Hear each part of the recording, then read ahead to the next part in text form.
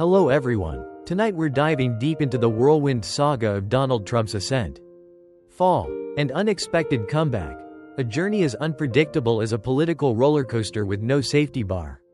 Picture yourself standing in the Oval Office, the air thick with history and half-finished cheeseburger wrappers, while the man himself towers over you in a power tie that seems to have its own zip code. You might not survive this ride, but hey, that's part of the fun. So before you get too comfortable, take a moment to like the video and subscribe, but only if you truly enjoy what I'm doing here. And hey, drop your location and local time in the comments. You never know if Trump's next tweet will wake up half the planet. Now, lower the lights, maybe turn on a fan for some gentle background noise, and let's ease into tonight's journey together. You step forward. It's 1971, and you're walking into the bustling corridors of New York's real estate world. Skyscrapers loom overhead like silent sentinels, and neon billboards flash, Trump Tower, in bold letters. Here, you get your first taste of the brand.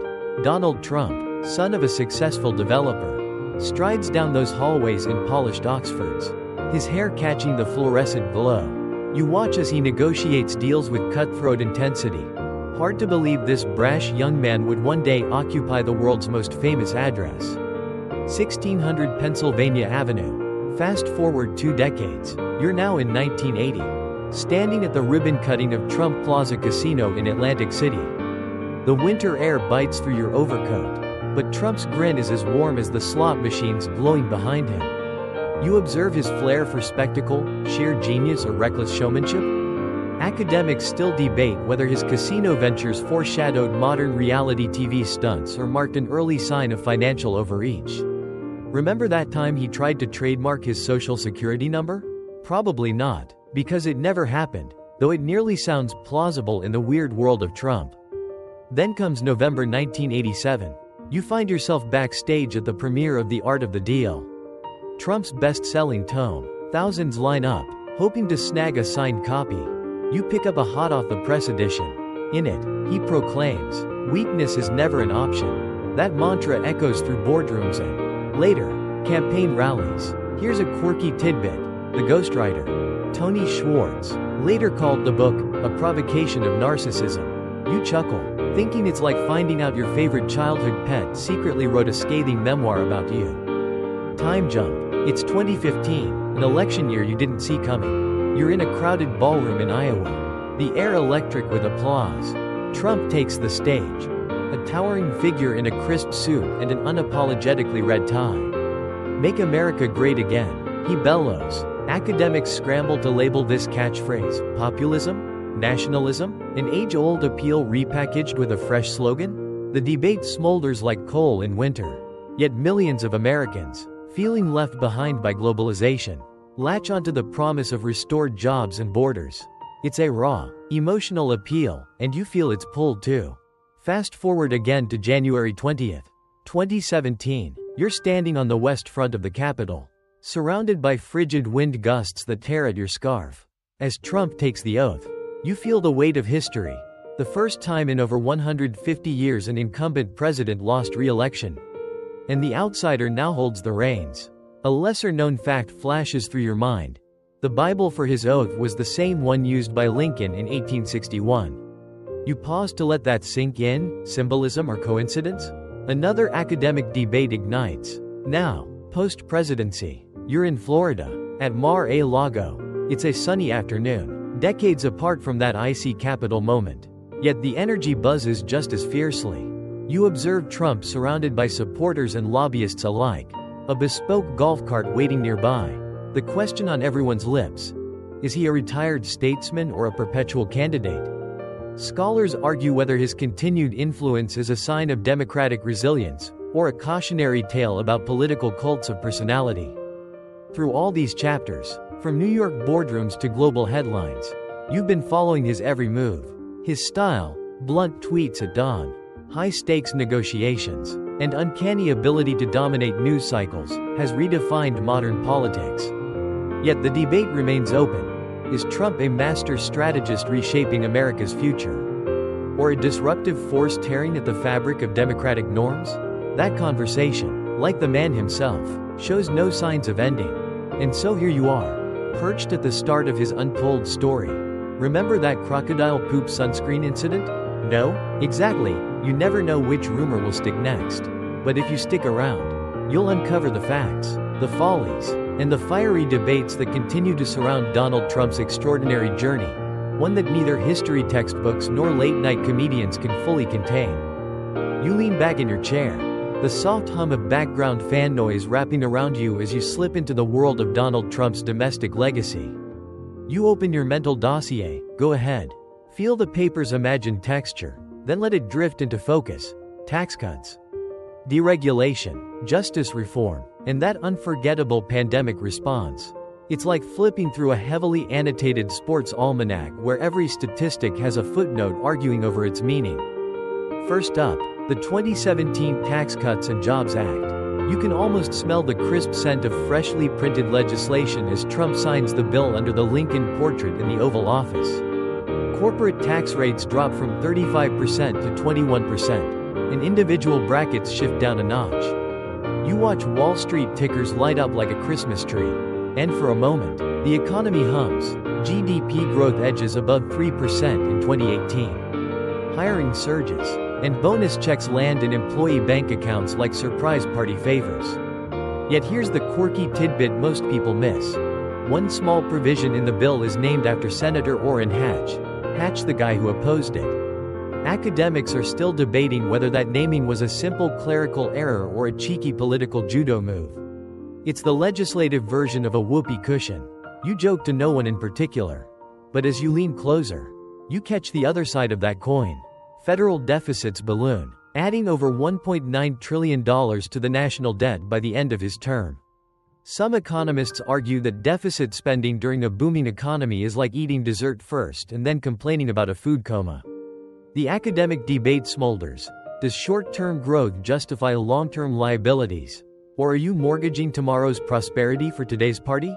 The disagreement rages hotter than a fast food drive-thru in July. You drift to criminal justice reform, namely the First Step Act. In 2018, you can almost hear the echo of cell doors clanging as you flip through its pages. Mandatory minimum sentences for certain nonviolent offenders ease, and programs for inmate rehabilitation expand. You imagine dusty prison floors and then bright new training workshops taught by former inmates turned mentors.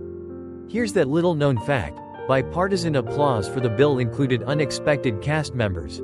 Your favorite late-night talk show host Rupert. Punchline: Perkins narrowly avoided going to prison as a youth and later lobbied senators to pass it. You chuckle, picturing him in an orange jumpsuit giving comedic tips to inmates. Yet not everyone's on board. Critics claim the act's measures are too piecemeal, leaving systemic issues unaddressed, arguing the legislation is a band-aid on a chronic wound. Are you actually reforming the prison industrial complex? Or handing out mints to Santa and calling it change? That question sits in the air like an unsent tweet. Next, regulatory rollbacks. You feel the literal scratch of a quill across a stack of executive orders cutting red tape. Environmental rules loosened, agencies streamlined, and you half expect to see a stamp that reads, "Approved by Trump efficiency." The EPA's Clean Power Plan gives way to industry-friendly directives. And the phrase, energy dominance, echoes in boardrooms and drill sites. American oil production soars, oil rigs dot the landscape like oversized lawn ornaments, and energy exports triple. Yet, as you inhale the imagined scent of crude oil wafting in your mind, you remember another odd little fact. A former beauty pageant winner turned pipeline engineer credited a networking event in Mar-a-Lago for a career break. Talk about connections. Here's the debate. Does slashing regulations unleash entrepreneurial spirit? Or does it pave the way for corporate overreach and environmental risk? Scholars fiercely debate this, some calling deregulation economic breathing room, others dubbing it the Wild West writ large. You chuckle at the metaphor. Just watch out for tumbleweeds carrying methane leaks. Then came the COVID-19 pandemic, a plot twist nobody saw coming. You almost feel the sterile chill of hospital corridors and the cough of frustrated surgeons. At first, the administration touts Operation Warp Speed, an audacious gamble to produce vaccines in record time. You sense the clink of vials and the whir of centrifuges. Within 10 months, Pfizer and Moderna shots roll out, saving countless lives. That's the undeniable positive. Record-setting vaccine development under government backing and private partnerships. But the domestic picture is messy. You almost taste the bitter air of partisan chaos as Trump questions mask efficacy on camera. Masks? They're like seatbelts for your face. He quips before pivoting to testing fixes. States scramble for PPE, supply chains clog. Here's that rare nugget. The federal stockpile once included toy rubber chickens used for morale boosting in training drills. Not ventilators. You wince at the absurdity. Academic debates swirl. Was centralizing pandemic response the best path? Or should more power have flowed to states? Some argued Trump's Operation Warp Speed was a masterstroke, public-private collaboration at its finest. Others counter that mixed messaging and delayed federal coordination cost precious weeks and lives. It's a controversy vexing enough to fill dissertations. Sprinkled through all this, you've got trifling wins that become cult classics. Joe the Turkey pardon, yes. An annual tradition but somehow more cinematic with Trump's turkey tango jokes, offers a brief respite from gravity. You grin, imagining that stunned bird. You can practically hear, "I'm not a chicken. I'm a pheasant," as it waltzes off stage. Every policy carries its aroma. Corporate tax cuts smell of Starbucks franchise lattes. Deregulation feels like fresh-cut lumber drying in a sawmill. Justice reform carries a faint trace of polished courtroom wood. You breathe in these metaphorical fragrances, letting the sensory tapestry wrap you in the domestic whirlwind. By the time you tuck each piece back into your mental folder, you recognize the yin and yang, policies that ignited growth and controversy, success stories entangled with deficits, reform efforts shadowed by systemic critiques. And you sit there, fan still whispering, coffee gone cold, realizing that domestic wins and wrongs under Trump read like an epic novel you can't put down, and academia hasn't agreed on the genre yet. You shift in your seat. The low hum of the fan a gentle counterpoint to the thunderous notion of money flowing through the veins of the US economy under Trump. Picture yourself standing on Wall Street, skyscrapers loom, ticker tapes cascade like confetti, and the aroma of fear and greed swirls like morning coffee. Here, in the gilded heart of capitalism, you're about to ride the economic roller coaster that's equal parts exhilaration and nausea. You begin by watching GDP figures flicker on your mental Bloomberg terminal. In 2018, growth climbs above 3%, a feat not seen since 2005. Unemployment tumbles to 3.5% in late 2019, matching record lows from the Clinton era. You nearly smell the toasted bagels from nearby delis that fueled broker breakfasts. Yet beneath these heady highs, there's a curious little fact. During April 2019, the US Mint shipped custom presidential coins emblazoned with Trump's face that sold out in minutes. Collectibles or subtle propaganda? Scholars still argue whether such brag coins boosted consumer confidence or simply fed vanity projects.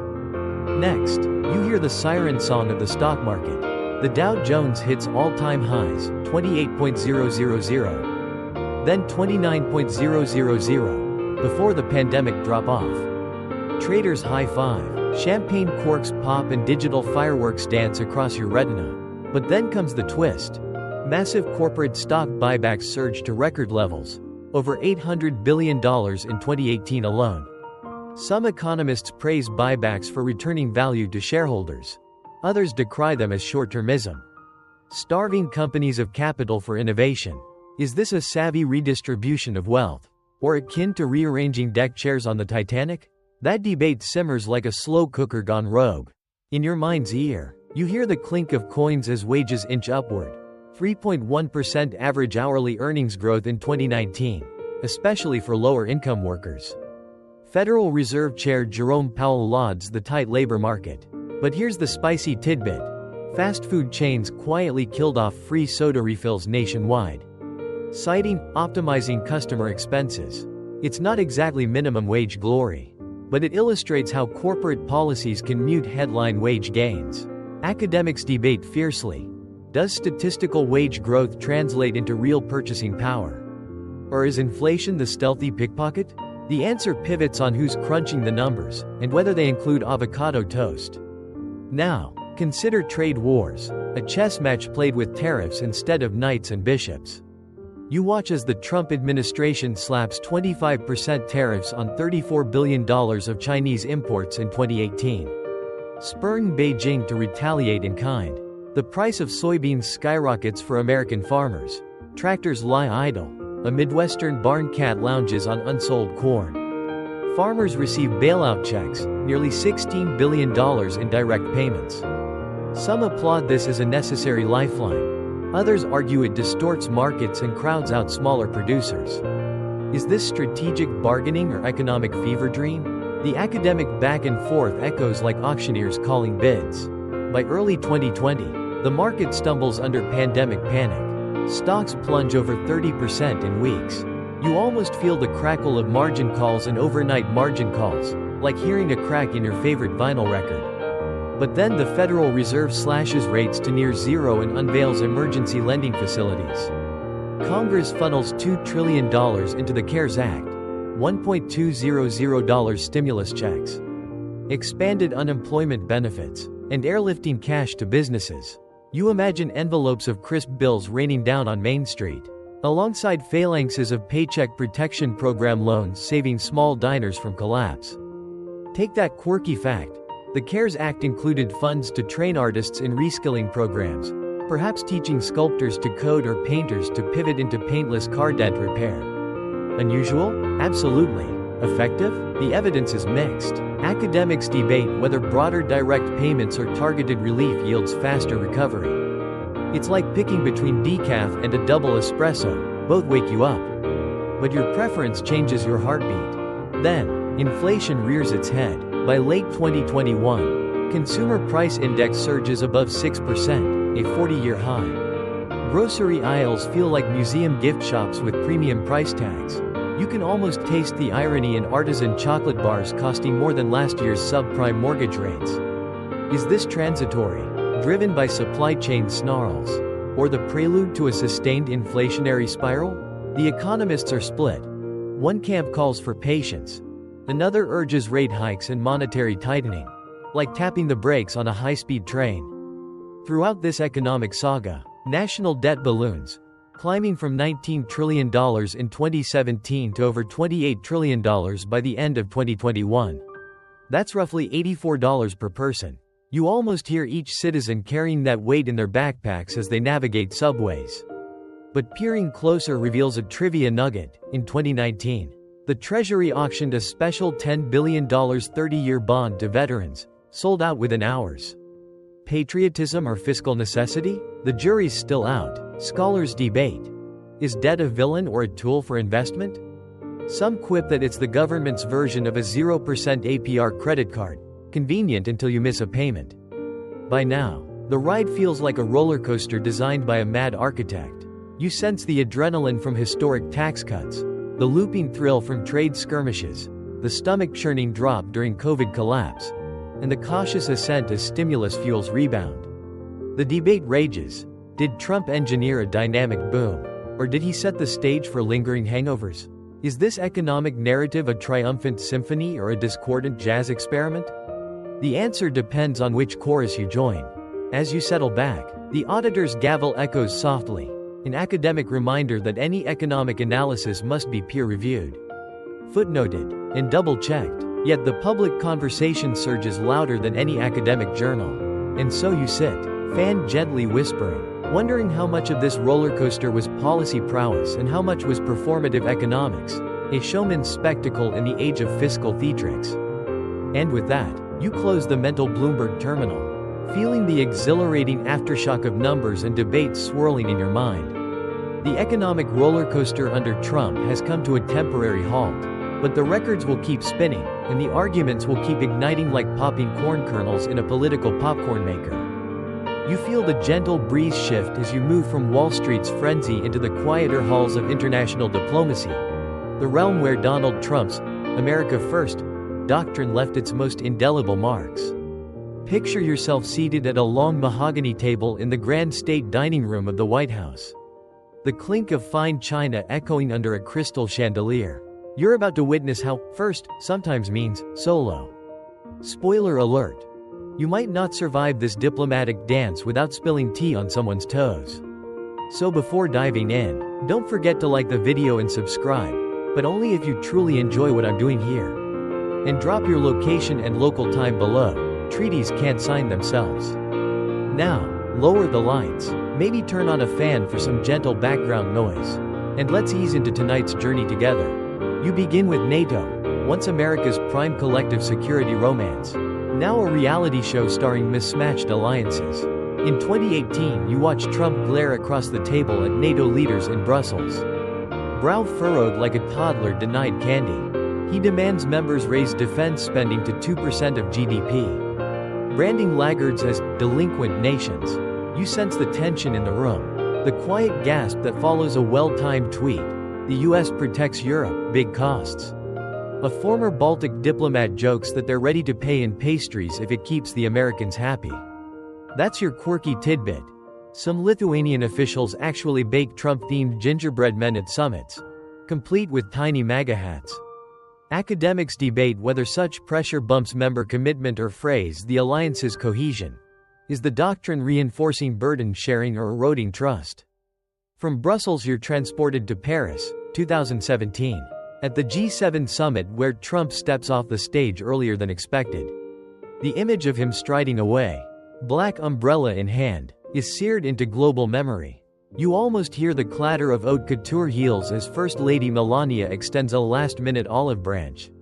Did Trump's abrupt exit signal principled clarity or petty tantrum? Scholars still argue whether his unorthodox style recalibrated multilateralism or undermined decades of post-war order. Next, you feel the shift to East Asia. In Seoul, you stand beside a row of polished treaty documents awaiting Trump's signature. You observe his stance on trade, slapping 25% tariffs on Korean steel and demanding renegotiation of the Chorus Free Trade Agreement. You smell the acrid tang of kimchi in the air, a sensory reminder that even economic diplomacy can blend savory and sour notes. Here's a fact not widely known: South Korean pop idols once wrote a song parody titled, "Make Korea Competitive Again," as a tongue-in-cheek homage to MAGA. Academics wrangle over whether such tariff tactics foster equitable trade balances or ignite protectionist spirals that punish domestic consumers. In Tokyo, you see Prime Minister Abe and Trump exchanging friendship bracelets, crafted from Japan's famed Nishijin silk, with a handshake as stiff as sushi rice left out too long.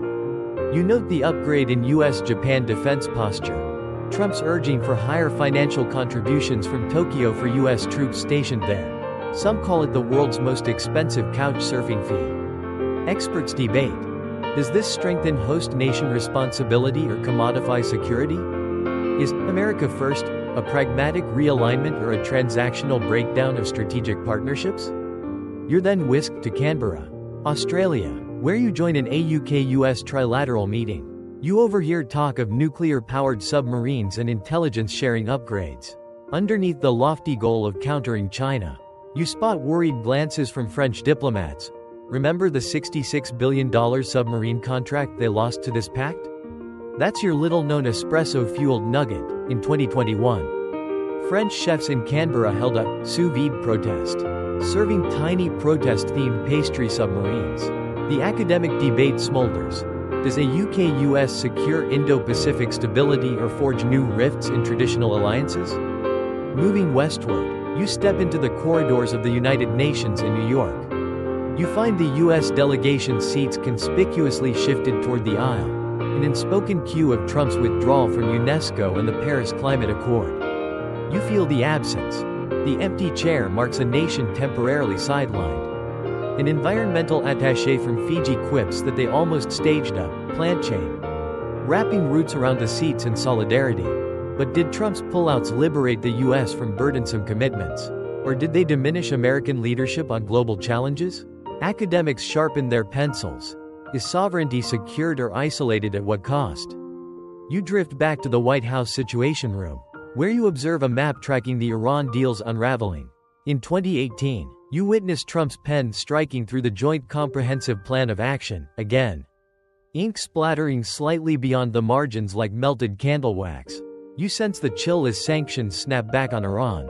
Oil exports plummet, and diplomatic channels freeze. You almost taste the tension in the air, spicy, like saffron-infused Persian tea. One Iranian diplomat quietly confesses that restaurants in Tehran printed U.S. sanctions on billboards to attract local support. Scholars debate: are unilateral sanctions a potent lever or a blunt instrument penalizing civilians more than regimes? Throughout these episodes, you detect a pattern. Trump's alliances hinge on transactional power plays, challenging long-held norms of collective security and global cooperation. His approach often resembled a high-stakes poker game, cards flashing, chips stacking, and occasional table slams. Jokes swirl. You half expect him to ask NATO for its Venmo handle. Yet beneath the theatrics, you confront fundamental questions. Is America first a necessary rebalancing against free riders? Or does it fracture the bedrock of alliances that once underpinned international stability? As you sink back into your chair, the fan's gentle hum reminds you that global diplomacy is as much about soft power as hard tariffs. You realize Trump's America First legacy will spark debate for generations. Did he deflate coddled partnerships to demand fairness? Or did he deflate the very alliances that secured peace? Are unilateral moves pragmatic sovereignty or a slippery slope toward isolationism? The academic arguments swirl faster than a Twitter algorithm. And so, with a final sip of lukewarm coffee, still bitter, still invigorating, you prepare to turn the page to the next chapter. How Trump's actions rippled through conflicts. From Iran-Israel flashpoints to Ukraine-Russia tension. Remember that Brussels gingerbread? Keep it in mind. You never know which symbolic morsel will reappear. You step through the virtual doorway into the simmering cauldron of the Middle East, where your political compass spins like a top in a sandstorm. The air feels dense with history and the electric hum of drones overhead. You've entered the flashpoints that defined Trump's legacy in Iran and Israel. Lower the fan volume so you can hear the faint rumble of jet engines. And let's navigate this minefield together. First, you find yourself in Jerusalem's Old City, the golden dome of the rock glinting under a late afternoon sun. You sense the tension among soldiers posted along the security barrier. They're on edge after Trump recognized Jerusalem as Israel's capital in 2017. Heads tilt in approval, others scowl in protest. That decision shifted decades of diplomatic norms. And you half expect the stones underfoot to whisper arguments in ancient tongues. Here's the quirky nugget. Local vendors began selling capital cake, pastries shaped like miniature Knesset buildings. Academics debate whether this move empowered Israeli sovereignty or alienated Palestinians. Does recognition cement peace or fan the flames of resentment? You drift northward into the Golan Heights rocky terrain. In 2019, Trump signed a declaration annexing the region, marking the first time the U.S. formally endorsed Israeli sovereignty over captured territory since 1967. You almost taste the tang of dry wind and stale radio static as you observe soldiers eyeing Syrian border posts. Experts argue, was this a needed show of support for an ally? Or a dangerous precedent undermining international law? The debate crackles like static on a battlefield radio. Next, you're whisked to Washington's White House fence line, where protesters chant, "No more blood for oil," and "Trump. People not profits." You hear muffled megaphone blasts as the U.S. withdraws from the Iran nuclear deal in 2018. Sanctions snap back on Tehran like a steel trap, oil exports plummet. And everyday Iranians scramble for scarce petrol. A street artist in Tehran paints oversized gas masks on city walls in protest. Your odd little fact. One mural was funded by a coalition of vegan activists upset at meat industry emissions. Scholars argue whether the maximum pressure campaign starved Iran's regime into submission or punished civilians more than officials. Are sanctions a scalpel or a sledgehammer? You sense the stakes heighten as you slide into the drone-lit night skies above southeastern Iran. You catch the intermittently flickering lights of a covert U.S. drone patrol that Trump expanded to target Iranian-backed militias across Syria and Iraq. You hear the faint click of a predator's missile bay opening, even if the strike itself remains silent. That's the paradox. The hum of a well-placed drone can deter grand offensives, yet also escalate tit-for-tat strikes. The academic debate pulses. Is targeted killing a precision tool or a Pandora's box of perpetual violence? Your next stop is southern Tel Aviv, where you join an informal, drinks not drones, rally at a beachside bar. Israeli citizens sip Iraq cocktails, waving signs that read, "Peace, not parades." They're upset that Trump's Middle East peace plan sidelined Palestinian leadership entirely. A bartender half whispers to you, "We wanted 2 states, not 2 scoops of home-run diplomacy." That's your little-known fact. The proposal's map was mistakenly printed backward in some local papers, prompting viral memes accusing Trump of playing Risk with real borders. Scholars continue to argue, did the plan offer a genuine chance for peace? Or merely paper over deep grievances? You glide into the desert dawn in southern Iran, where U.S. Special Forces reportedly staged exercises near the Zagros Mountains under Trump's orders. You hear desert wind whipping through fatigues as allied Kurdish fighters train with American arms. That cooperation infuriated Tehran, which accused Trump of fomenting separatism. The debate smolders. Are these alliances a lifeline for oppressed minorities? Or an invitation to endless proxy wars? Then you're back in Jerusalem. This time at the Western Wall during Ramadan. You feel the hush of prayer interrupted by the distant boom of an Israeli Iron Dome intercepting Iranian-launched drones. Your pulse quickens. This is no longer academic. Its real lives on the line. An Israeli physicist confides that some Iron Dome batteries were upgraded with US-made microchips Trump approved under emergency waivers. That unusual detail raises the question, are such military giveaways vital for defense? Or do they stoke an arms race? The debate crackles like tracer rounds. By midday, you're in Cairo, overhearing Egyptian diplomats lamenting that Trump's Jerusalem move endangered the fragile Cairo-Tel Aviv-Amman triangle. You catch the aroma of shisha smoke lingering in a back alley cafe. An Egyptian official quietly jokes that their visa-free travel to the US now requires passengers to sign a Jerusalem Acknowledgement waiver. Just one of many feared outcomes. Academics weigh in. Does US policy strain regional peacemaking, or strengthen bilateral ties at the expense of broader alliances? Your journey leads you back to Washington, D.C., where Congress debates fresh appropriations to Israel's Iron Dome. You can practically feel the bickering. Some lawmakers call it vital defense. Others decry endless entanglement. A lone protester outside wears a t-shirt reading, "I'd rather fund schools than missiles." That's your provocative point. Funding choices reveal national priorities. Scholars dissect. Is sustained aid a moral obligation or an open check for conflict? The final scene unfolds in Tehran's Azadi Square, where millions gather under the specter of US sanctions and regional tensions. You observe impromptu drum circles, defiance set to percussion. One elderly man hands you a saffron-roasted date, saying, "We're like our dates, bitter now, but sweet if we endure." That personal image lingers. The resilience of people trapped in geopolitical games. It fuels the academic dispute. Can hammer and tongs policies yield lasting change? Or only perpetuate cycles of hardship? And now you step away from these flashpoints. The drone hum fading, replaced by your own heartbeat. You've traced Trump's imprint from US policy rooms to desert sands. From parliamentary bars to protest lines. You feel the weight of choices rippling across borders, sometimes clarity, sometimes chaos. The debates remain searing hot. Was Trump's Middle East approach a bold reassertion of US power or reckless disregard for stability? Did sanctions starve a regime or starve its people? Is deterring Iran's ambitions a vital defense? Or does it drive Tehran closer to brinkmanship?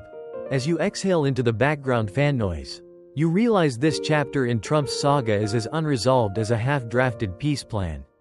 The only constant is that these flashpoints will shape legacies, good and ill, for generations. Remember the capital cake? Keep a slice in mind. You never know which symbolic morsel will define history next. You tighten your parka zipper against the chill as you step into the snow-crusted no-man's land between Kyiv and Kharkiv. The crackle of frost underfoot merging with the low hum of distant artillery. Welcome to the Ukraine-Russia conflict. Tonight, you'll trace Donald Trump's influence here, the flicker of his rhetoric, the pause of his policies, and the echo of his unpredictability. Ready or not, this is a battleground where words can hit as hard as shells. And you might not survive the contradictions. But first, Take a moment to like the video and subscribe, only if you truly enjoy this deep dive. And drop your location and time below. You never know which border crossing you're commenting from. Now, lower the lights, switch on that fan, and let's drift into this frozen frontier together. You recall the days before 2021, when you watched from inside the West Wing as Trump weighed in on Ukraine during his presidency. The phrase, "Ukraine, you're on your own," wasn't spoken aloud, but the subtext felt that way. His hesitance to fully endorse lethal aid created ripples in Kyiv's war councils. At the same time, his public pressure on NATO for bigger contributions indirectly influenced Eastern European allies to bolster their defenses, like watching a distant sun nudge sunrise across a dark sky. Here's the quirky nugget few headlines mention. One unit in Lviv installed old Trump campaign signs as makeshift sandbag covers, half scavenged marketing, half ironic protest. Academics debate whether such contradictions reflect grassroots resilience or the absurdities of modern conflict branding. You chuckle at the image. "Make America safe again," plastered over a bunker. By mid-2019, the Trump administration approved Javelin anti-tank missiles for Ukraine, over 200 launched across dusty fields. You can almost feel the thud of recoilless rifles and see the plumes of dirt rising as Ukrainian crews train tirelessly.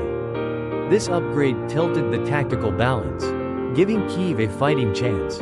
Yet, the decision arrived after months of internal debate. Was the risk of escalating tensions worth empowering a besieged democracy? Scholars still argue. Do defensive arms deter aggression or drag America deeper into foreign quagmires?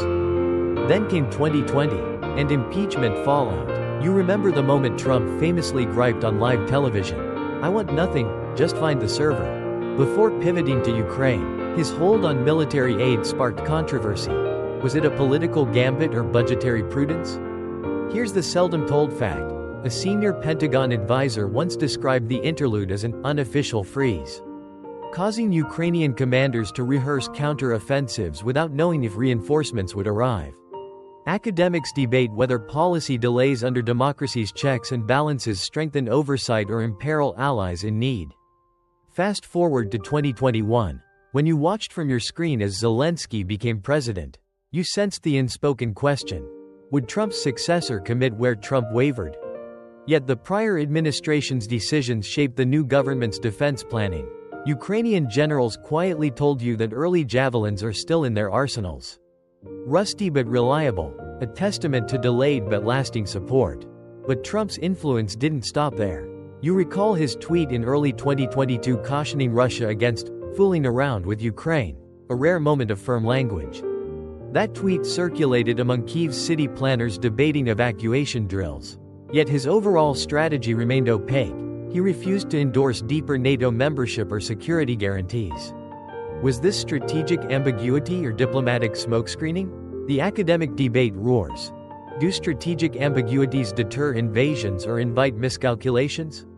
Meanwhile, Russia's invasion on February 24, 2022, shattered the fragile calm. You can feel the cold air thicken as columns of tracked vehicles churn through the snow toward Kyiv. Ukrainian border guards, clutching old Kalashnikovs and hope, braced for a storm. Western capitals scrambled. Biden ordered unprecedented sanctions. Trump stayed unusually quiet. That silence echoed through European halls, underscoring America's fractured approach. A little-known oddity, a small battalion of U.S. veterans, self-funded, flew to Poland carrying sleeping bags and MREs to train Ukrainian civilians. They called themselves Operation Peace Warmth.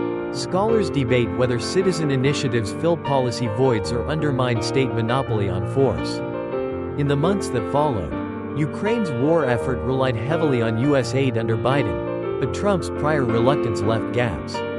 Some Ukrainian units still operate vintage Soviet T-72 tanks, retrofitted with electronic guidance kits procured under Trump's legacy system upgrades. His attempt to modernize analog arsenals. That unusual detail raises the question: did Trump inadvertently set the stage for Ukraine's armored resilience? Or did the piecemeal approach signal indifference? Academics dissect. Are retrofits a temporary fix or a stopgap that delays vital modernization? On the home front, you picture MAGA-branded rallies where supporters debate Ukraine funding. Signs reading, "Peace first, pork later," emerge at some events. Here's the spicy tidbit. One group proposed trading frozen corn to Ukrainian farmers in exchange for grain. A tongue-in-cheek bid mixing Trump's agricultural bailouts and free trade skepticism. Scholars tug at this thread. Do populist narratives strengthen electoral-based solidarity or erode bipartisan foreign policy consensus? You sweep your gaze skyward to the Black Sea, imagining U.S. Navy vessels outmaneuvering Russian frigates in an exhibition of deterrence. These naval patrols stem from freedom of navigation operations Trump continued from his predecessor, a nod to maintaining global order despite his first rhetoric. That paradox fuels debate. Can a leader champion isolationism at home yet preserve interventionist postures abroad? Academics label this selective engagement. While you chuckle at the mental image of Trump's advisors juggling two contradictory policy manuals. Amidst the shell-scarred streets of Kharkiv, you feel the pulse of civilian resilience, volunteer soup kitchens, makeshift medical clinics, and families huddled in subway stations. These grassroots efforts fill voids left by uneven policy timing. That heartwarming fact. One underground bakery in Kherson bounced back from Russian occupation by resuming production in secret tunnels, feeding hundreds nightly. Academics question whether civil society resilience compensates for state delays or masks deeper strategic failures. As 2023 rolls in, you sense the horizon shift toward longer-term support, Patriot missiles, Abrams tanks queued for delivery, and NATO membership promises extended. Yet these decisions were shaped by earlier hesitations. You weigh the inquiry. Does delayed engagement offer time for wiser strategy? Or is it a lesson in the cost of uncertainty? The academic logjam continues. Is patience strength or paralysis? Finally, you step back from the icy no-man's land to the warmth of your studio chair. You've traced Trump's intermittent influence, his hesitations, his strategic twists, and the odd volunteer stories that pepper the conflict. You've seen how policy gaps spawn both improvisation and confusion, how rhetorical muscles flex but sometimes leave allies guessing. The debate burns on. Did Trump's approach protect American interests or jeopardize global security? Are mixed signals a masterclass in diplomatic flexibility, or a recipe for missteps? And as the fan hums one last time each blade, you realize Ukraine's fight is far from over, and so is the conversation about America's role. Remember that underground bakery? Keep that in mind. You never know which quiet miracle will write the next chapter. You lean forward as the hum of your fan swells, casting you into the shadowy corridors of America's borderlands, a place where walls rise like solemn monuments, cameras blink like watchful bees, and policies can sting more than they protect. Tonight, you're delving into Trump's crusade to secure the border, a saga peppered with executive orders, separation statistics, and the eerie flicker of surveillance drones. Ready your senses. The dust of desert patrol roads mingles with the chill of steel barriers under moonlight. Oh, and you might not make it through without questioning everything you thought you knew. But first, like the video and subscribe, only if you truly enjoy this deep dive. Drop your location and local time in the comments. Who knows which side of the wall you're on? Now, lower the lights, turn on a fan for some gentle background noise, and let's creep along this razor wire frontier together. You begin at the stroke of noon on January 25, 2017, when you watch Trump sign Executive Order 13,767 on a rose garden dais. The phrase, "build the wall," echoes in your ears like a chant. You almost feel the flash of camera bulbs and smell the polished grass underfoot. The order directs the Department of Homeland Security to secure and protect the southern border of the United States. Academics debate whether executive orders are the swift sword of presidential power or an unruly sledgehammer to democratic processes, and you hear the sparking of that debate in Washington's hushed hallways. Your journey moves west to San Diego's dusty border fences.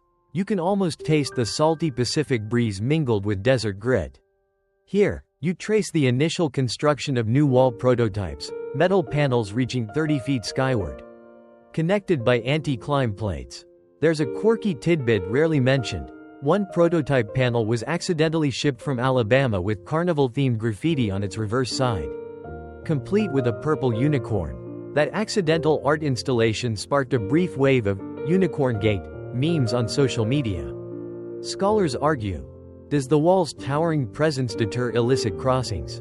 Or does it merely funnel migrants into more dangerous desert routes, increasing fatalities? The debate simmers like a barbecue pit arguing over whether to sear or smoke. Next, you feel the dry heat shift as you're flown to the Rio Grande Valley, where you observe a flotilla of border patrol trucks navigating washboard roads. Satellite imagery once captured these vehicles forming a dragon-like patrol line at dawn, their headlights glowing in statistical precision. You watch agents deploy advanced surveillance towers dubbed Gorgon's Eyes. Bristling with cameras and radar, they peer into the night like mechanical owls hunting prey. Yet here's a rare nugget. Local ranchers once reported a hummingbird nesting inside one tower's camera housing, an avian daredevil defying digital vigilance. Academics debate whether such high-tech surveillance balances security and privacy or erects a panopticon that watches citizens more than criminals. By mid-2018, you find yourself in El Paso, Texas, where you witness the zero-tolerance policy come into force. Migrant families arrive at the border seeking asylum, only to be separated under a policy that designates all illegal entries as criminal. You almost hear the crackle of radios broadcasting separation orders, fathers shepherded to detention centers, children shuffled into shelters. You feel a wrench in your heart as you glimpse a single mother clinging to a sibling's hand, tears glistening like desert rain. It's hard to breathe. Here's the little-known fact. Some detained children received coloring books printed with phrases like, "My lawyer is," spanning 3 blanks for fill-in-the-blank improvisation. Anthropologists debate, does strict deterrence uphold rule of law? Or does it fracture families and erode humanitarian values?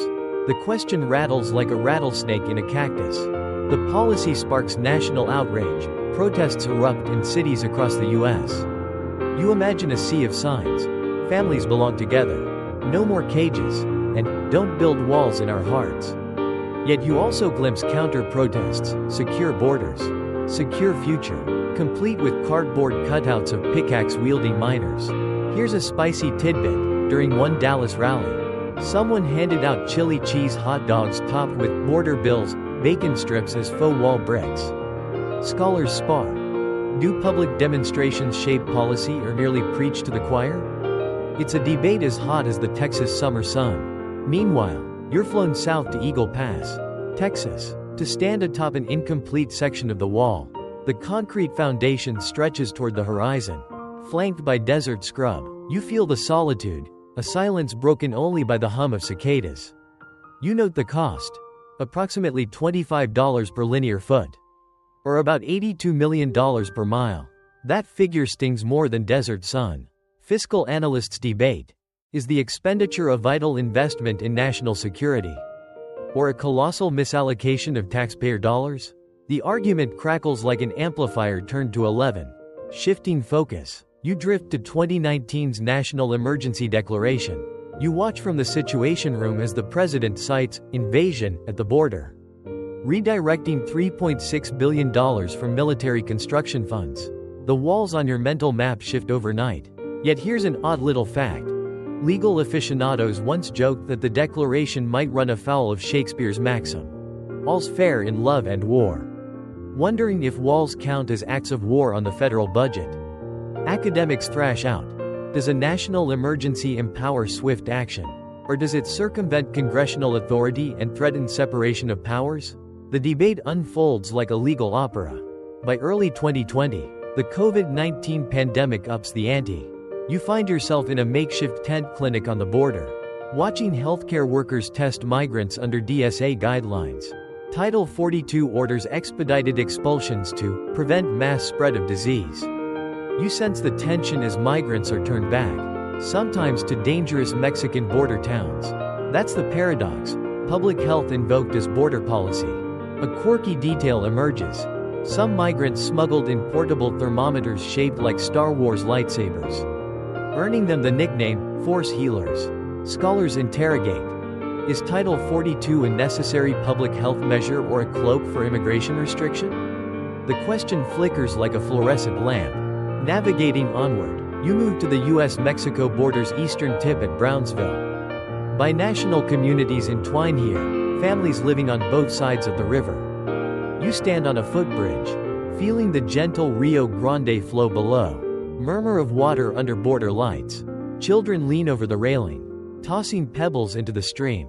One teenager confides that her grandparents harvested cantaloupes across both borders before the wall rose. That personal image highlights the human cost of division. Academics mull. Does border fortification protect sovereignty or sever cultural and economic ties? The debate echoes like the river against concrete. At last, you're back in Washington, D.C., standing in a vaulted hearing room. Lawmakers in blue and red ties bicker over supplemental appropriations for the wall. You almost taste the stale coffee in the chamber. One senator quips, "If only we could wall off political gridlock as easily." You chuckle at the metaphor. Yet you see the gravity behind the joke. Scholars evaluate.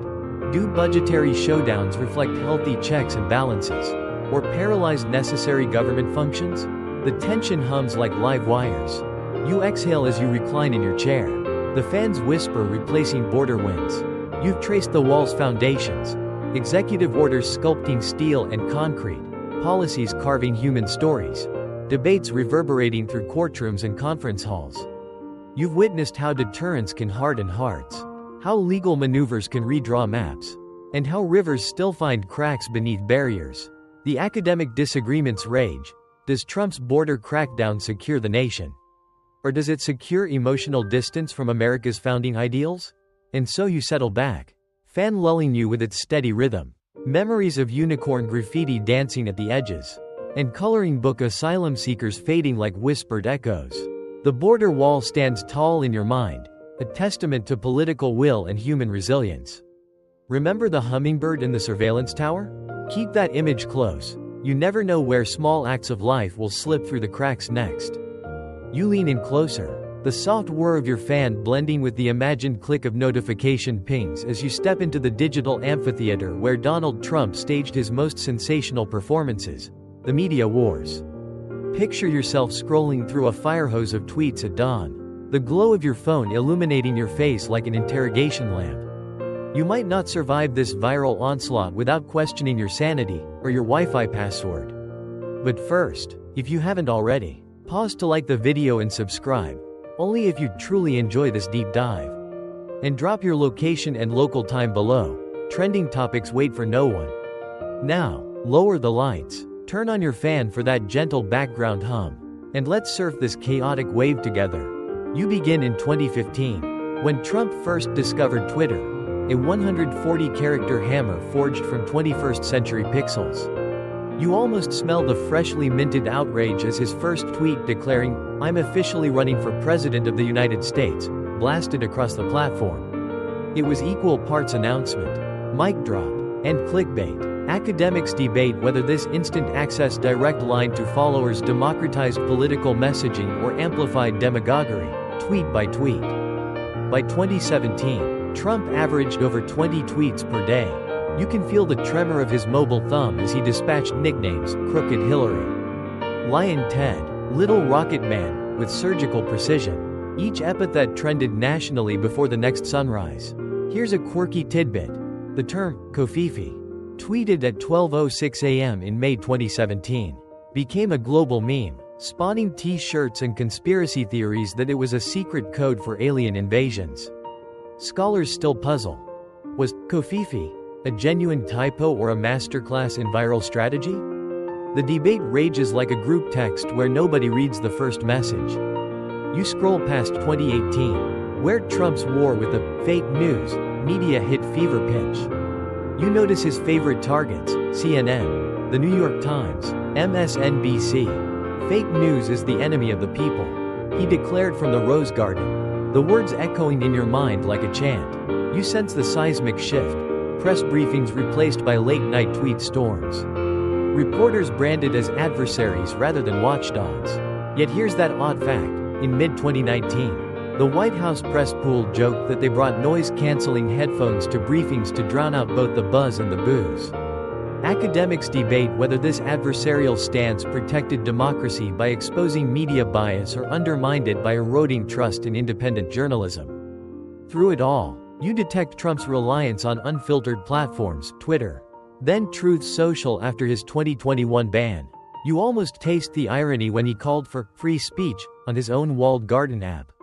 Supporters flocked to Truth Social like seagulls to a chip packet, while critics deemed it an echo chamber so sealed even vacuum cleaners couldn't find dissent.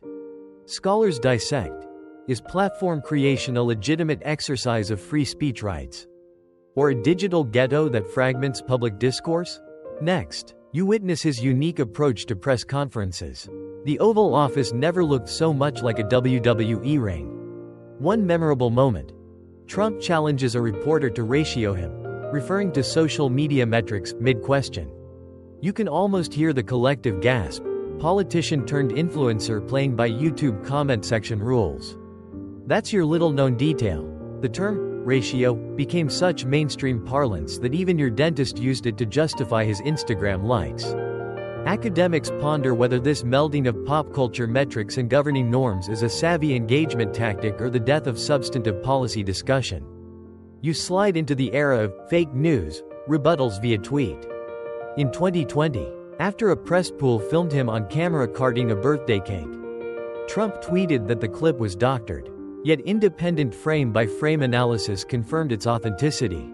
You almost smell the icing as you watch the tweet cascade through retweet chains. This incident spawned endless think pieces on media literacy. Scholars wrangle. Did frequent, fake, accusations force journalists to tighten standards? Or did they inoculate audiences against legitimate criticism? Amid the pandemic, Trump's daily briefings became reality TV spectacles. You hear the hiss of the microphone and the cough of the Surgeon General. One evening, he quipped, "I see the disinfectant injection question trending, don't do that at home." Folks, the crowd erupted. You chuckle at how medical advice and comedy stand-up collided in the Rose Garden. Yet beneath the laughter lay serious implications. Academics debate whether these unscripted moments humanized leadership or risked public health by muddying scientific messaging. You then observe the rise of alternative networks. You recall how Fox News became his mouthpiece, while late-night comics rallied opposition.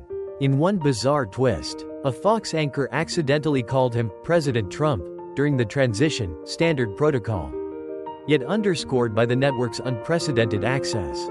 Quirky fact: a small-town mayor in Iowa declared Fox and Friends Day in honor of the show's supportive coverage. Scholars argue whether this symbiosis between politician and network fostered transparency or created unchecked propaganda loops. Next, you examine the role of social media algorithms. You imagine code architecture, dark patterns favoring incendiary content, pushing Trump's tweets into virality. In 2021, leaked internal memos from a major platform discussed how to handle Trump fatigue, fearing public health consequences of non-stop political firehoses.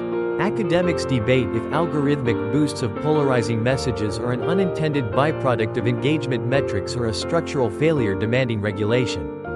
As you near the end of this digital odyssey, you reach the sounding board of conspiracy theories: QAnon, Pizzagate, Rhino hunts. You feel the electric fuzz of fringe corners, where some supporters insisted Trump was immersed in hidden battles against global cabals.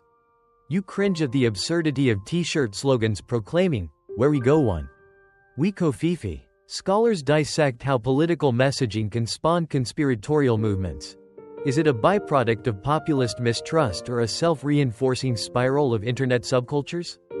Finally, you reflect on legacy. Trump's media wars redefined engagement norms and shattered old guard conventions. He turned the presidency into a 24/7 broadcast, live, unedited, and often unpredictable. You settle back as the fans' hum soothes your digital jitters. The key question remains: did Trump's media strategy empower citizens by bypassing gatekeepers? Or did it weaponize attention for political ends? Academics may never agree, but the tweets will keep flying, and so will the debates. And now, as your phone battery nears 1%, you remember to plug in. The swirling vortex of media wars demands constant power. You lean back, letting the background fan noise cradle you, and prepare for the final chapters. Trump's global reputation and the looming question of what comes next. Keep your tweet drafts handy. You never know which one will change history. If you're still here, make sure you've liked the video and subscribed, only if you truly enjoy this deep dive. And go ahead, drop your location and local time below, the world's watching. And you never know who's tuning in. Now, lower the lights, switch on your fan for that soft white noise. And let's trace Donald Trump's global reputation, and glimpse what might come next. You begin in Washington, D.C., where every think tank briefing and Beltway whisper seems to orbit around one question. Is Trump running the world, or just playing politics? Picture the Capitol skyline at dusk, tinted orange by security lamp glow. In polite circles, you hear references to Trump as a disruptive statesman in salons, as an international liability. That duality hums like a fault line under marble floors. Here's your quirky nugget. A retired ambassador once kept a rubber duck on his desk labeled, Madam Colleague, to remind him not to take global theater too literally. Academics debate whether Trump's tumult elevated U.S. leverage by unpredictability or shattered alliances with capricious tweets. Does chaos create strategic advantage? Or does it erode credibility? You drift next to Beijing, where you find yourself in a smoke-filled teahouse off Tiananmen Square. Chinese analysts pore over transcripts of Trump's trade war speeches like ancient scrolls. His tariffs on $360 billion of Chinese goods in 2018-19 remain a turning point. China's GDP growth dipped from 6.7% to 6.1%. Manufacturing output wavered, and Beijing quietly accelerated its Belt and Road outreach to Southeast Asia. Yet here's that little-known fact. One Chinese mid-level trade official printed Trump's face on fortune cookie inserts. Each reading, "May tariffs bring you wisdom?" Scholars argue if trade skirmishes bolstered U.S. negotiating power or merely fired the opening salvo of a new cold economic war. Does high tariff pressure force concessions? Or does it accelerate decoupling? From Beijing, your mind zips to Moscow. You find yourself in a gilded room at the Kremlin, where Russian officials sip samagon from tiny tumblers as they watch Trump's pronouncements on sanctions and Syria. Trump's praise for Putin, "He's a strong leader," echoed through the gilded halls. Unsettling NATO capitals, yet in practice, U.S. sanctions on Russian oligarchs and steel tariffs under his watch tightened vice-like on Moscow's coffers. Quirky detail. A Russian oligarch reportedly kept a framed print of Trump's first Helsinki press conference under his mattress, because even mattresses need strategic intelligence. Experts debate whether Trump's ambiguous stance empowered Russian adventurism in Crimea and Syria or applied economic pressure without Congress's express authorization. Does strategic ambiguity deter expansion? Or does it invite miscalculation? Next, you're on a windswept plaza in Brussels, where NATO foreign ministers sip café au lait inside historic guildhouses. They greet you with polite nods, though their eyes betray lingering wariness. Trump's repeated threats to withdraw from NATO unless allies paid more sowed doubt in Article 5's inviolability. Here's the niche tidbit. Belgian bakers crafted NATO Nutella waffles, emblazoned with the number 2%, a tongue-in-cheek incentive for defense spending. Academics debate whether Trump's tough love rebalanced defense burdens or corroded alliance solidarity. Did he catalyze Europe to boost its military? Or did he chip away at the transatlantic bedrock? Your journey takes you next to New Delhi, where India's foreign policy mandarins watch with cautious optimism. Trump wooed Prime Minister Modi with flattering tweets and large state dinners showcasing American beef, a rarity in Hindu-majority India. In 2020, he designated India a major defense partner, unlocking advanced U.S. arms sales, high-mobility artillery rocket systems and Phoenix Ghost drones. Yet here's the odd little fact. An Indian spice exporter began labeling turmeric jars, made in MAGA land. Hoping to ride a flavored diplomacy wave, scholars probe whether Trump's India pivot strengthened a counterbalance to China or simply sold expensive hardware without deeper strategic alignment. Does arms sales cement alliances? Or are they transactional showmanship? Now, you drift to the United Nations headquarters in New York. You find the U.S. seat conspicuously shifted toward the aisle, symbolic of Trump's withdrawals from UNESCO. The Paris Climate Accord, and the World Health Organization. You sense absent American leadership in multilateral climate talks as global temperatures kept climbing. Yet ironically, private American philanthropists stepped in with billions for climate research and pandemic preparedness. That contradiction sparks the question: did Trump's institutional pullouts weaken U.S. moral authority? Or did they realign resources more efficiently through non-governmental avenues? Academics throw down. Is unilateral withdrawal a wake-up call for reform? Or a retreat that cedes moral high ground? You next hover above the South China Sea in a US P-8 patrol aircraft under Trump's watch. His free and open Indo-Pacific rhetoric supported Philippines and Vietnam naval drills. Yet he also praised Chinese infrastructure projects in Cambodia. That balancing act felt like walking a political tightrope over contested waters. That curious tidbit: Vietnamese fishermen began flying MAGA flags on their boats, hoping to signal U.S. sympathy while avoiding Chinese patrols. Scholars debate whether Trump's multipolar engagement deterred one-sided aggression or propelled regional actors to hedge between superpowers. Did his unpredictability keep Beijing guessing? Or did it drive ASEAN nations to diversify partnerships? From that aerial perch, you zoom into Latin America's corridors of power. You find yourself in Bogotá, where Colombian officials recalled Trump's push to stem Venezuelan migration streams, deploying U.S. troops to the border and offering economic aid packages. Yet his flirtations with a military option in Venezuela sparked fears of another intervention. That little-known fact: a Brazilian cattle rancher sent Trump a 40.000-pound beef shipment marked beef for border security, a literal meat shield gesture. Academics debate whether Trump's Latin America policies bolstered Democratic allies or inflamed anti-U.S. sentiments. Were they pragmatic pressure tactics or heavy-handed interventions? You next visit Canberra once more. You observe Australia's growing ire after Trump leaked classified submarine plans to the press, an odd move in a security alliance. That blunder became known cheekily as submarine slip. It forced Australia to rebuild trust in U.S. intelligence sharing. Scholars argue whether Trump's full reveals were transparency or reckless endangerment. Does openness strengthen accountability? Or place allies at risk? Finally, you settle in Tokyo's neon glow for a moment of reflection. You sense the global stage vibrate to Trump's rhythms, trade skirmishes, alliance recalibrations, and cryptic tweets that domino across time zones. You breathe in the electric air, equal parts awe and alarm, and ask, what's next? Here's your forecast. Trump signals another presidential bid. His rallies fill arenas. MAGA flags ripple across red states, and polling shows a base as energized as ever. His policy palette may include further tariff campaigns, hardline immigration vows, and renewed skepticism of multilateral entanglements. But here's a spicy fact: his campaign merch now features a gold Trump coin, paired with a Spotify playlist of his greatest tweets, a multi-sensory brand extension. Academic arguments flare. Does Trump's revival signal democratic resilience or reveal fissures in the political order? Will his unpredictability once again yield strategic gains, or will it sow fresh global uncertainty?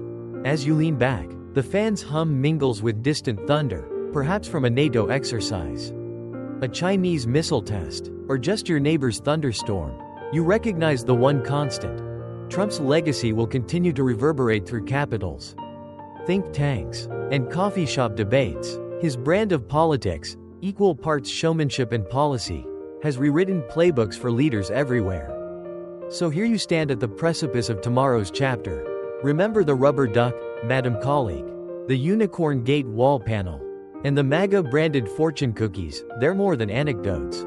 They're the mosaics that make up an era of volatility and theatrical statecraft. Now, as you let the cool fan breeze settle your thoughts, prepare for the final curtain, where we tie threads together, whisper farewell, and leave you resting on a pause in history's unfolding drama. You inhale deeply as you step into America's streets, where David and Goliath fights unfold in city squares under the glare of protest signs and the chant of marchers. Tonight, you're walking through the protests and backlash that erupted in response to Donald Trump's polarizing tenure, from Black Lives Matter demonstrations to MAGA rallies and the unforgettable January 6th insurrection. Prepare your senses for the roar of crowds, the crackle of megaphones, and the uneasy hum of drones overhead. And yes, you might not survive this charged atmosphere without questioning everything you believed about civic engagement. But first, if you haven't yet, like the video and subscribe, only if you truly enjoy this journey. Drop your location and local time in the comments. Where you stand in the protests may say more than any slogan. Now, dim the lights, switch on your fan for a soft undercurrent of white noise, and let's march into this social battleground together. You arrive in Ferguson, Missouri, August 2014, months before Trump's political rise. Yet already a flashpoint in the national conversation on race and policing. You feel the heat of asphalt under you and hear the fractured call and response, hands up. Don't shoot. The initial protests followed Michael Brown's shooting, but Trump's early tweets labeled protesters as thugs and called for law and order. You can almost taste the acrid sting of tear gas and fear. Here's the odd little known fact. A local DJ mixed Trump sound bites into a protest anthem, looping law and order, please, earning it the nickname, the cop stop drop. Academics debate whether such rhetoric encouraged peaceful reform or emboldened aggressive policing. Did strongman language restore stability? Or did it erode trust in civil liberties?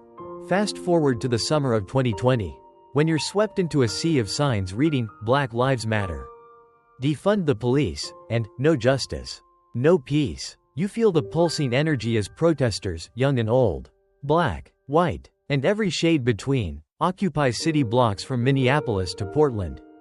Trump's response: deploy federal agents, threaten to label them terrorists, and tweet that, when the looting starts, the shooting starts. The nation recoils. You picture a peaceful mom on her porch clutching a homemade sign, bewildered as armored vehicles roll past. Here's the quirky nugget. One TikTok user created a protest bingo card, complete with squares for Trump tweet outrage, viral dance break, and mysterious orange cones. Scholars argue whether heavy-handed federal intervention deterred riots or fueled further unrest. Does force quell chaos? Or does it inflame righteous fury? You drift to a MAGA rally in Tulsa, June 2020, an event intended as a show of solidarity with Trump's base. You sense excited anticipation, the flutter of red hats, and the echo of USA chants. Yet turnout falls short, and the arena feels half empty. Later, Tulsa experiences a COVID-19 surge traced back to the rally. Public health cost weighs heavy. You recall another odd fact. Pranksters ordered tens of thousands of tickets under false names. A grassroots sabotage that became known as Tulsa Ticketgate. Academics debate whether these digital age disruptions enrich democratic expression or undermine accountability. Are false RSVPs a clever protest tool? Or an erosion of civic norms? Then comes January 6, 2021. You find yourself outside the U.S. Capitol. Chants crescendos, and the crowd breaches barricades like a wave breaching a dam. You almost feel the thud of riot shields and the electric jolt of adrenaline as protesters clash with officers. Trump's speech hours earlier invoked, "Fight like hell," and urged supporters to march on Congress. That line reverberates in your chest. Here's the seldom remarked detail. A group of horse riders, Trump's cavalry, joined the crowd on horseback. Evoking Wild West imagery, academics fiercely debate. Was Trump's rhetoric protected free speech or an incitement to violence? Does passionate language spur civic action? Or does it cross the line into conspiracy-fueled insurrection? You then drift into the aftermath, the sprawling network of over 1,200 arrests, a stream of hearings, and the second impeachment trial. Families of officers wounded that day speak at hearings. You hear their voices echo in a virtual room, and you note a curious tidbit. One Capitol staffer published a cookbook of recipes inspired by each building wing, memorable as Stratford Hall Salsa and Statuary Hall Stew, with proceeds donated to riot recovery. Scholars continue to deliberate. Does legal reckoning restore rule of law? Or does it deepen partisan divides? Are trials for justice or political theater? Amid ongoing protests, you see localized movements, pro-Palestinian rallies on university campuses, indigenous rights marches in Midwestern towns, and even anti-vaccine protests commandeering Fourth Amendment debates. You sense Trump's influence in the rhetoric, framing dissenters as radicals or sleeping giants, awakening. Each chant, sign, and viral video carries echoes of his us versus them narrative. Academics analyze. Do such nationwide movements signify a healthier democracy or a fracturing polity? Are protests the lifeblood of liberty? Or symptoms of systemic breakdown? Finally, you step back to the quiet streets. Dusk settling, protest posters fluttering in the breeze. You've walked through multiple eras of dissent, racial justice, public health, electoral legitimacy, and beyond. You feel the weight of banners reading, "Democracy dies in darkness," and "United we stand. Divided we fall." The academic arguments burn hot. Do Trump-era movements recalibrate America toward equity and accountability? Or do they widen chasms of mistrust and violence? As you settle in your chair, fan humming softly, you recognize that protests and backlash form a living ledger of public sentiment, weighted by hope, anger, and aspiration. They remind you that real power resides in the streets as much as in the halls of power. And the question endures: did Trump's tenure galvanize necessary social reckoning? Or did it weaponize grievance for political gain? The debate, like the chants, will echo long after street lamps flicker off. Now, slow your breathing, let the hum of the fan steady your mind as we tie these threads together. In the soft glow of memory, you revisit each chapter: the brash entrepreneur's rise, the domestic triumphs and tribulations, the economic peaks and troughs, alliances rewoven and frayed, flashpoints in the Middle East, the frozen battlefields, razor-wire borderlands, digital skirmishes, global shockwaves, and the uproar of America's streets. Each scene was a tile in a mosaic, a tale of power, protest, policy, and paradox. You feel the weight of decisions made at dawn in the Oval Office and echoed at midnight on your phone screen. You've smelled sweat in makeshift tents and heard shouts beneath city lights. Yet now, in this gentle quiet, you allow those echoes to fade into a whisper. This story does not end with a tidy resolution. It rests in your thoughts and your choices, what you demand from leaders and how you engage as citizens. Close your eyes. Imagine the final percussive beat of a protest drum, now receding. Picture the sunrise over a calmer city. Banners folded, walls standing yet permeable to change. Feel the gentle breeze carry hope as well as caution. Let go of debates and data just for a moment. Because tonight, this narrative belongs to no one but you. Let the stillness hold you as you drift off.